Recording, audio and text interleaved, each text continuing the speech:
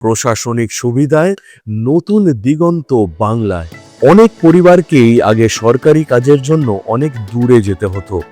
প্রশাসনিক পরিষেবাকে যে সরকার আপনাদের দোরগোড়ায় পৌঁছে দিয়েছে, সেই মা মাটি মানুষের সরকারই এবার প্রশাসনকে আরও জনদরদি করে তুলতে সচেষ্ট। 7টি নতুন জেলা এবং নতুন নতুন পৌরসভা তৈরির ফলে সরকারি পরিষেবা এখন অনেক দ্রুত ও সহজেই হাতের নাগালে পৌঁছে যাচ্ছে। জেলা ও পৌরসভাগুলির সুচিন্তিত ভৌগোলিক পুনর্গঠন মানুষের প্রশাসনিক প্রয়োজনগুলির এক স্থায়ী সুরাহা নিশ্চিত করবে। দিদির দূরদর্শী চিন্তায় বাংলায় আজ জনমুখী প্রশাসনের এক নতুন অধ্যায় উন্মোচিত হলো। কারণ সুশাসন সবসময় মানুষের হাতের নাগালেই থাকা উচিত।